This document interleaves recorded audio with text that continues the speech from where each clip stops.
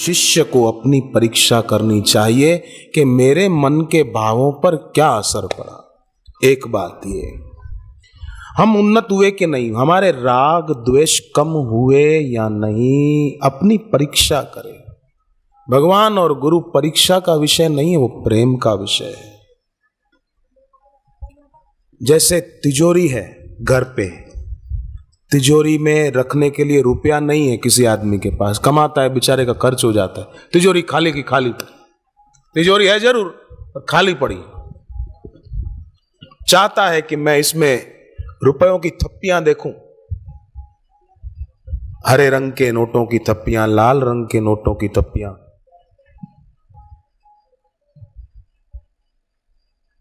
और कौन से रंग की होती हैं? दो ही काफी है बस। पर अगर न हो तो बेचारा क्या करे? बादाम और छुआरे तिजोरी में नीचे पीला कपड़ा रखकर बादाम और छुआरे रख दें। ओम श्रीम नमः, ओम श्रीम नमः। दरवाजा उत्तर की ओर खुलता हुआ रखें और पुरुषार्थ करें, संकल्प करें कि अभी इधर भी कुछ जरा आए तो मैं भी अच्छे काम में लगाऊं। कोई लोग मेरे को बोलते हैं कि हम चाहते हैं हमारे पास भी पैसा हो, हम भी अच्छे काम में लगाते पैसा खुले दिल से। तो ये रखने से तो वहां कुछ बरकत बढ़ेगी। सुबह गाय का, देसी गाय हो, गाय माता का घी का, दही का, सरसों के दाने का, राई के दानों का स्पर्श करने से आदमी पाप मुक्त होता है। गौ माता हो, देसी गाय अगर पाली हुई हो तो बहुत अच्छा। और कुत्ते पालते हैं लोग और कुत्ते के ऊपर हाथ घुमाते, टॉमी टॉमी टॉमी, पाप बढ़ जाएगा। और गौ माता के ऊपर हाथ घुमाएगा तो गाय को थोड़ा हरा घास खिला दिया, 2 रोटी और गुड़ खिला दिया तो पाप नष्ट हो जाएगा। मैं आश्रम में पहले गौशाला में ही सेवा करता था बहुत समय तक, और अभी भी अगर मिल जाए, ये सेवा न रहे, मेरी गायों की सेवा रहे तो मैं खुशी से करने को तैयार।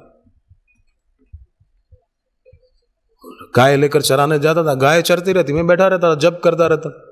वहां तो कथा करनी नहीं पड़ती थी, कोई टेंशन नहीं, राम राजा प्रजा सुखी। गाय अपना चारा चरे, अपन माला लेके जप करो, मानसिक जप करो। और कोई गाय ज्यादा दूर चली जाती तो उसको मैं वहीं बैठे बैठे आवाज देता, नाम लेकर के, इधर आ, उधर मत जा, इशारा करता, इधर इधर, आगे नहीं, तो वो मुड़ के इधर ही आ जाता। मुझे लगा कि क्या कमाल है, एक गौ माता का नाम लेकर पुकारते हैं, वो अपने हमारे तरफ देखती है और मुड़कर आती भी है, तो भगवान का नाम लेकर पूरा पुकारो तो वो क्यों नहीं देखेंगे और वो क्यों नहीं आएंगे?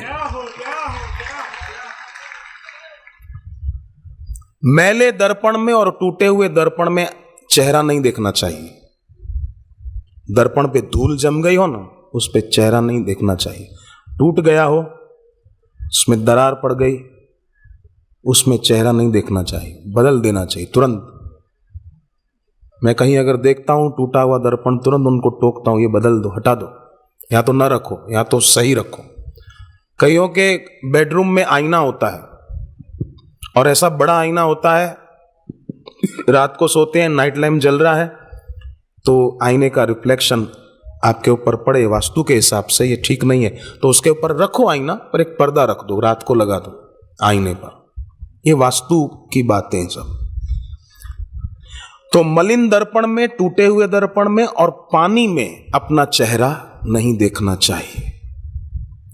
दीपक जो अपन पूजा के लिए घर पे जलाते हैं, दीपक, शंख, शालिग्राम, शिवलिंग, देवता की प्रतिमा, गुरु की तस्वीर, ये जमीन पर नहीं रखनी चाहिए। शंख जमीन पर नहीं रखना चाहिए, दिया ऐसे ही फर्श पर नहीं रख देना चाहिए, दीपक को आसन देना चाहिए। और कोई आसन ना हो तो थोड़े से चावल के दाने रख दो, उसके ऊपर दीपक रखो,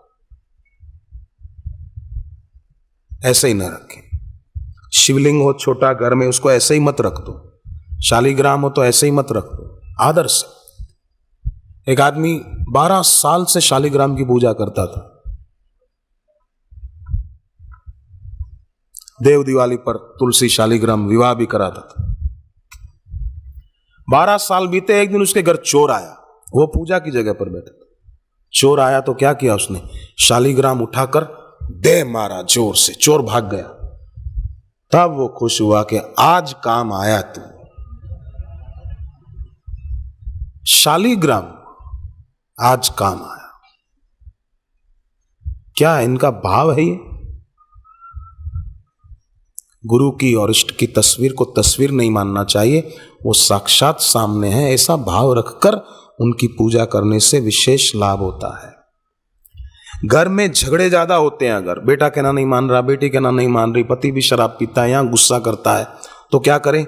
घर में सुख और शांति हेतु नीम के पत्ते आते हैं ना, वो घी में डुबाकर गायत्री मंत्र बोलते हुए आहुति डालें। हवन कुंड बनाकर नीम के पत्ते घी में डुबाए। ओम भूर्भुवः स्वः तत्सवितुर्वरेण्यं भर्गो देवस्य धीमहि धियो यो न प्रचोदयात्। ओम गायत्री देव्यै स्वाहा। 21, 51, 108 जितनी आहुतियां डाल सके डालो, घर में शांति बढ़ती है। और ये बात मैं अपने मन से बनाकर नहीं बोल रहा हूं, ये ध्यान रखिए। ये बात नारायण तंत्र नामक ग्रंथ में भगवान विष्णु नारद जी से कहते हैं। मेरी अपनी उपजाई हुई बात नहीं है, शास्त्र के मोती आपके आगे रख रहा हूं। मेरी जेब से कोई कंकर निकालकर आपके आगे नहीं रख रहा हूं, शास्त्र के मोती हैं ये। नारायण तंत्र में भगवान विष्णु देवर्षि नारद को कहते हैं, बड़ी ऊंची परंपरा से ये बातें आई।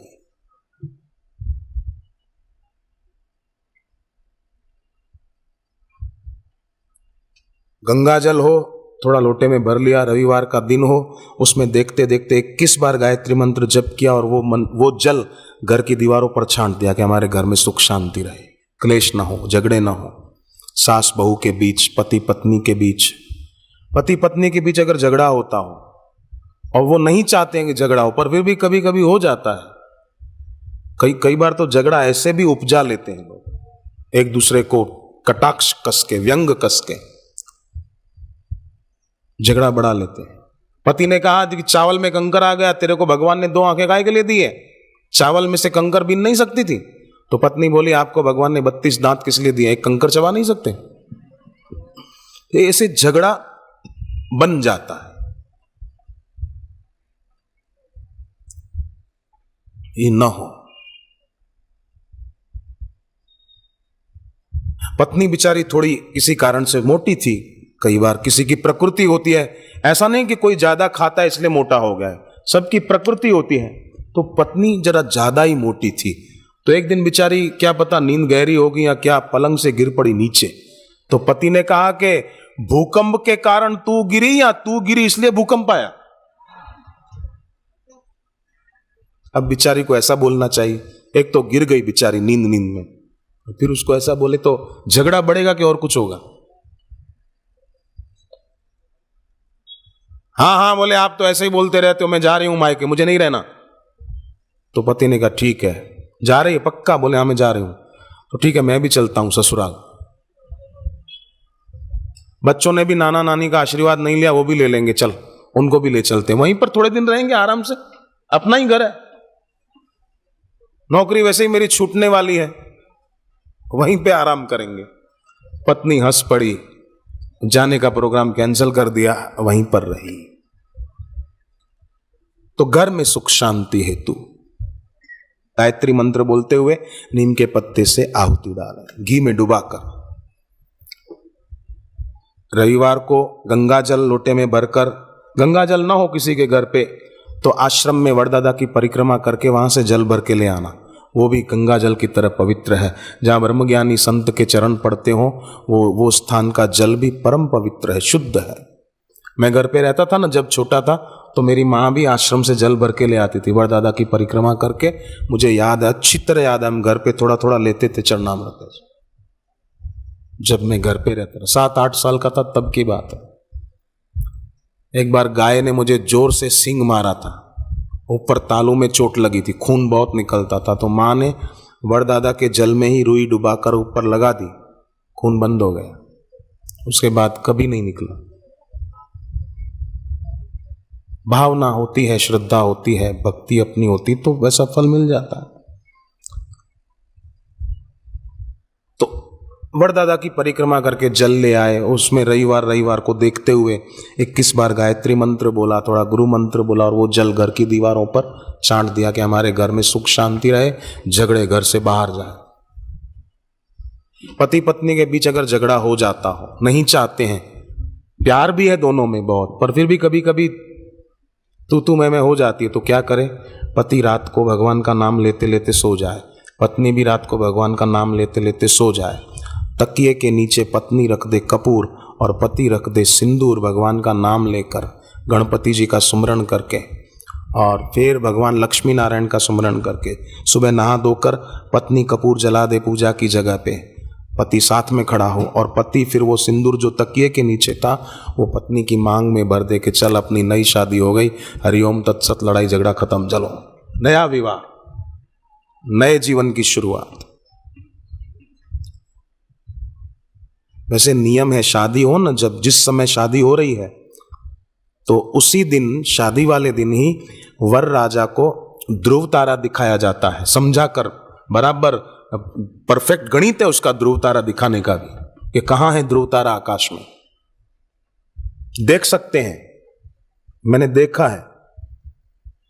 और ध्रुव तारे को देखते हुए अगर कोई ओम नमो भगवते वासुदेवाय, इतना आनंद आएगा, इतना आनंद आएगा कि आप कल्पना नहीं कर सकते। मैंने करके देखा है, ज्यादा समय नहीं कर पाया पर थोड़ी देर मैंने किया, मुझे बहुत अच्छा लगा, बहुत, 2-3 बार किया मैंने। ध्रुव तारे की ओर देखते, ओम नमो भगवते वासुदेवाय। तो शादी के दिन वर राजा को ध्रुव तारा दिखाने का ये नियम है शास्त्रीय, और दुल्हन को अरुंधति का तारा दिखाया जाता है कि वशिष्ठ जी के तारे के साथ अरुंधति का तारा आकाश में। इससे वर कन्या दोनों शादी के बाद मिलजुल कर ऐसे प्यार से रहते हैं, उनमें कभी झगड़ा नहीं होता।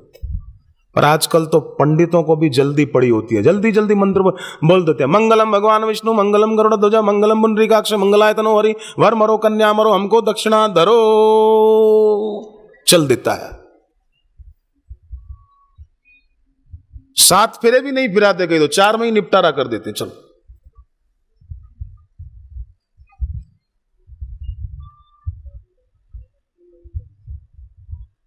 एक जगह तो शादी हो रही थी, पंडित मंत्र बोल रहे थे और वहां किसी एक नेता को भी आमंत्रण दिया गया था। तो नेता थे ना, सत्संग में कभी नहीं जाते थे, रिबन काटने जाना हो तो तैयार रहते थे, कैंची हमेशा जेब में रखते थे, कभी भी रिबन काटने का कहीं आमंत्रण मिल जाए तो अपने पास अपनी तैयारी होनी चाहिए, ऐसा कर्तव्य परायण आदमी था। कैंची तैयार, शादी में गया, देखा ब्राह्मण लोग मंत्र बोल रहे हैं, अपना यहां क्या काम है, तो सोफा पे आके खराटे लेता हुआ सो गए। कई होते हैं ना, जरा सा मौका मिले, बस थोड़ा पीछे आधार मिल जाए, तुरंत निद्रा देवी उनको अपनी गोद में ले लेती है। कईयों को तो नींद की गोली खाने के बाद नींद नहीं आती, और कईयों को तो कोई गोली खाने की जरूरत नहीं है, अभी एक मौका दे दो बस। एक आदमी बोले, बापूजी कहते हैं ना कि भाई दोपहर को खाना खाने के बाद इतनी देर आराम करो कि सीधे लेटे 8 श्वास लो, 1 2 8 श्वास सीधे लेटकर आराम करो, उतनी देर 16 श्वास दाईं करवट और 32 बाईं करवट, उतनी देर आराम करो, बस फिर अपने काम में लग जाओ। तो एक लड़का बोले कि मैं 8 तो गिनता हूं, 16 भी गिनता हूं, पर जहां 32 गिनने जाता हूं तो 4 5 फिर न जाने कितने हो जाते हैं, पता ही नहीं चलता, अनगिनत गिनती हो जाती है। तो नींद किसी को ज्यादा आती है ना, उसका भी उपाय, छुआरे आते हैं ना, खारिक ड्राई फ्रूट में छुआरे, रात को 2-3 छुआरे, ज्यादा नहीं, टुकड़ा चबाए दूध पिए, टुकड़ा चबाए दूध पिए, तो नींद पर काबू पा सकेगा। कई विद्यार्थियों को भी ज्यादा आती है, उनको तो बेचारों को पढ़ाई में टाइम देना पड़ेगा, तो छुआरे खाएं 2-3 दूध से, चबा चबा कर, खूब चबा कर, टुकड़ा चबाया दूध पिया, तो नींद जो जरूरत से ज्यादा आती है उस पर नियंत्रण आ जाएगा, पक्की बात। मैंने जिनको बताया उन्होंने किया, उनको अच्छा लगा, नींद कम हुई उनकी।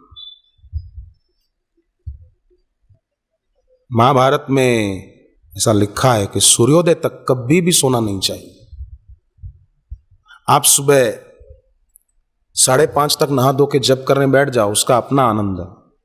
और 7 बजे नहाकर जप करने बैठो तो आपको फर्क लगेगा। क्योंकि सुबह क्या है कि सारे ऋषि मुनि संत महात्मा जो भी हैं या साधक हैं सच्चे, वो उस समय नहा धोकर जप करने बैठे होते हैं। तो उनके पवित्रतम आंदोलन, उनकी पवित्र औरा, पवित्र आभा भूमंडल पर होती है। उस समय अगर और लोग भी बैठकर जप पाठ करेंगे तो उनको भी उसका फल मिलेगा। पर फिर 7 बजे के बाद और लोग भी उठ जाते हैं, सब हाय हाय, कोई नौकरी पे जा रहा है, कोई दुकान जा रहा है, कोई कहीं जा रहा है, कोई कहीं जा रहा है। तो फिर उनके वाइब्रेशन भूमंडल पर काम करते हैं रजोगुण के, तमोगुण के, फिर मन नहीं लगता उतना। तो जल्दी उठकर करेंगे तो ऐसे जप से आरोग्य, धन और शक्ति की प्राप्ति होती है। सूक्ष्म शरीर का रहस्यमय ढंग से प्रक्षालन होता है, शुद्धि हो जाती है। जप करने से 5 क्लेश मिट जाते हैं। जप करने से 3 ताप नष्ट हो जाते हैं, दैविक, भौतिक और आध्यात्मिक। जप करने से निर्भयता की प्राप्ति होती है। जप करने से गुरु में, ईश्वर में प्रेम भी बढ़ता है।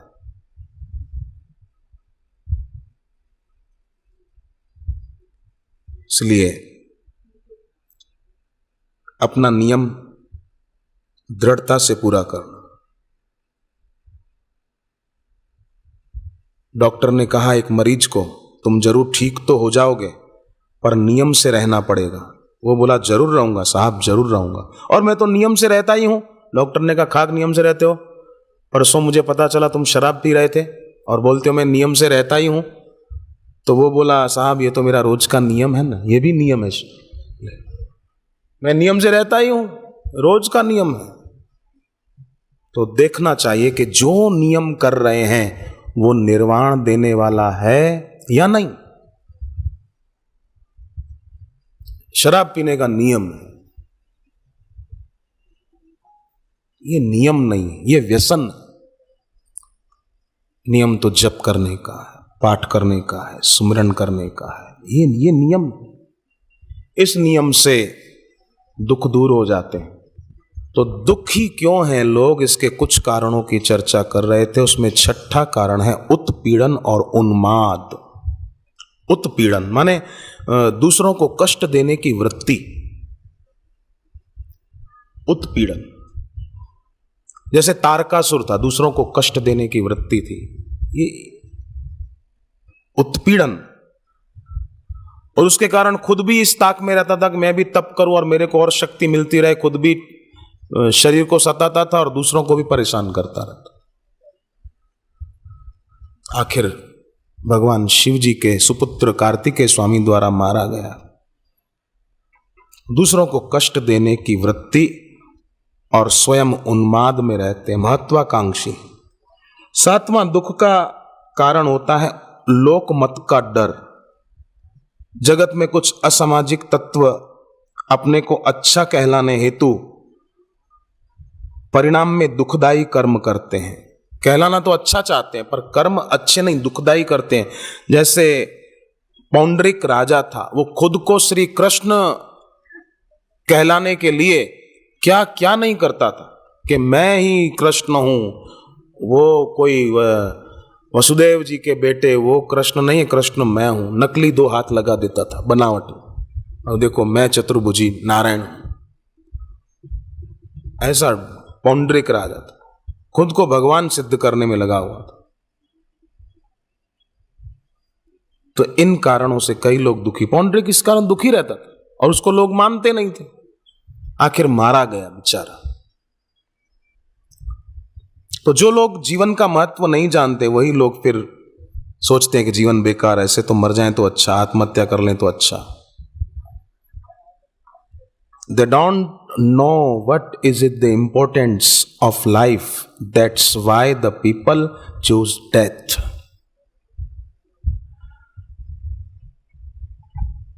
चलने को तैयार खड़ा हुआ जहाज, चाहे हवाई जहाज हो चाहे पानी का जहाज हो, चलने को तैयार खड़ा हुआ जहाज या जलयान,